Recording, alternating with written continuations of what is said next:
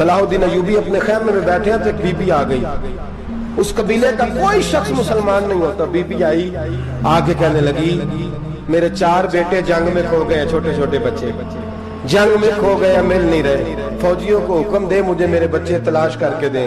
صلاح الدین ایوبی نے جھٹ پٹ سر پہ امامہ باندھا، نیزہ پکڑا، سینے بند باندھا، اپنے جبے کو سمیٹا اور باہر کہنے لگی تو کدھر جا رہا ہے؟ کہنے لگا میں خود تیرے بچے تلاش کر کے دوں گا۔ صلاح الدین چند سپاہی ساتھ گلی گلی نکلے، گلی گلی فجر کے نکلے، اثر ہو گئی، تھک گئے، 2 نمازیں صحرا میں پڑھی، جنگل کے اندر پہنچے تو ایک کونے میں 4 بچے ایک جگہ ڈرے اور سہمے ہوئے بیٹھے ملے۔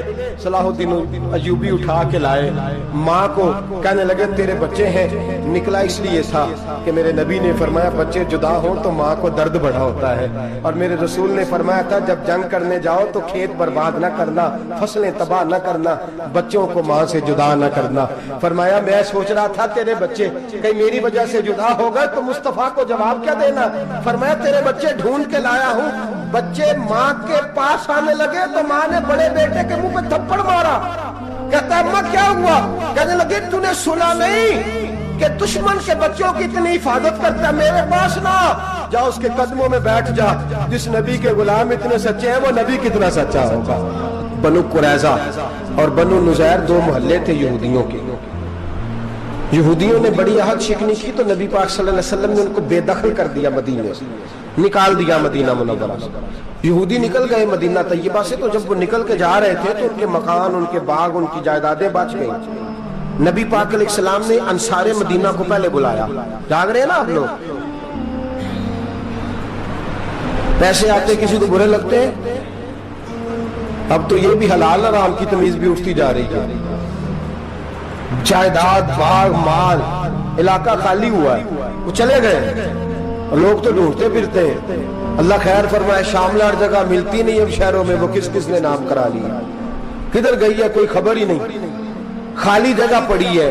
میرے نبی پاک علیہ السلام نے پہلے انصار مدینہ کو بلایا، حضور نے فرمایا انصاریوں بہت بڑی جائیدادیں یہودیوں کی، بنو نذیر اور بنو قریظہ محلے خالی ہو گئے، میرا دل کرتا ہے وہ تمہیں دے دوں، اس لیے کہ تم نے اپنے مہاجر بھائیوں کے ساتھ بڑا تعاون کیا، جائیدادیں تم نے دے دی ہیں، مکانات دے دیے ہیں، بڑا کچھ تم نے دیا ہے، میرا دل کرتا ہے وہ تمہارے نام کر دوں۔ تو انصار مدینہ کیا کہنے لگے یا رسول اللہ دے تو ہم نے دیا ہے پر وہ بیچارے جھچکتے ہی رہتے ہیں، وہ جھچکتے ہی رہتے ہیں، کھل کے ہماری چیزیں استعمال نہیں کرتے۔ تو حضور ہم تو پہلے ہی انصار ہیں، ہمارے پاس بڑا کچھ ہے، آپ مہربانی فرمائیں وہ سارا کچھ مہاجروں کو دے دے مہاجرین کو، ہمیں نہیں چاہیے۔ اب چلے گئے بات کر کے، میرے حبیب پاک نے مہاجروں کو بلا لیا، فرمایا بنو نذیر اور بنو قریظہ قبیلے کی جائیدادیں آئی ہیں، تمہارے پاس بظاہر جو چیزیں ہیں بھی وہ بھی انصار مدینہ کی ہیں، تو میرا یہ خیال ہے کہ وہ سارا کچھ تمہیں دے دیا جائے۔ ابو بکر صدیق رضی اللہ تعالیٰ عنہ کہنے لگے یا رسول اللہ صلی اللہ علیہ وسلم ہمارے انصار بھائیوں نے ہمارے لیے دل تک کھول دیے ہیں، حضور انہوں نے ہر چیز بانٹ کے ہمارے سامنے رکھ دی ہے، ہم اتنے خرد قرض ہیں کہ سارا کچھ لپیٹ جائیں۔ کہا حضور ہمارے پاس جو مکان ہے وہ ہے، ہم کاروبار کر رہے ہیں، تجارتیں کر رہے ہیں، مزدوریاں کر رہے ہیں، ہم انشاءاللہ اور بنا دیں گے، آپ یہ ہماری طرف سے ہمارے انصار بھائیوں کو گفٹ کر دیں، آپ انہیں دے دیں۔ میرے حبیب کی آنکھوں میں آنسو آ گئے، میرے نبی پاک علیہ السلام رو پڑے، یا رسول اللہ آپ کیوں روتے ہیں؟ فرمایا تمہارا یہ بھائی چارہ قائم رہا تو اللہ اسلام کو بڑی قوتیں عطا فرمائے گا، اللہ طاقتیں دے گا اسلام کو، اگر تمہارا یہ رنگ قائم رہا، یہ انداز، میرے غلاموں تمہارے یہ طور طریقے، ایک بھائی کہتا ہے دوسرے کو، دوسرا کہتا ہے تیسرے کو۔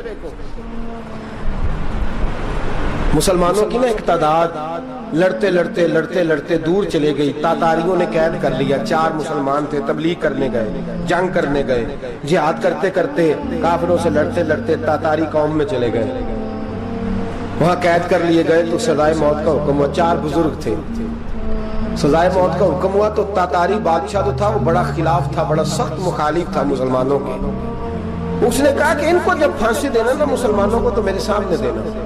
اب 4 عالم ہیں، 4 صوفی ہیں، سفید داڑیاں، سر پہ امامے، پھانسی کا وقت آیا تو جو پھانسی گھاٹ ہے وہ ایک ہے، چاروں کو کٹھے پھانسی نہیں ہو سکتی، ایک کو کہا کہ ایک ایک کر کے ان کو پھانسی دو. جب پھانسی کا وقت آیا نا تو جو سب سے پیچھے صوفی تھے وہ دوڑ کے آگے آئے, کہنے لگے بادشاہ پہلی باری میری لگا پہلی. اب بادشاہ نے کہا ٹھیک ہے اسے لٹکا دو. وہ قریب آئے تو دوسرے دوڑ آئے, کہنے لگے نہیں نہیں پہلی باری میں نے زیادہ کافر قتل کیے, میرا بڑا جرم ہے, مجھے پہلے سزا دو. ان کو پھانسی دینے لگے تو تیسرے آ گئے, کہنے لگے نہیں یہ تو میرا قتل کرتا تھا, رستے میں بتایا کرتا تھا, ڈھونڈ کے میں بتلاتا تھا کہ یہاں زیادہ تعداد ہے, مجھے پہلے پھانسی دو.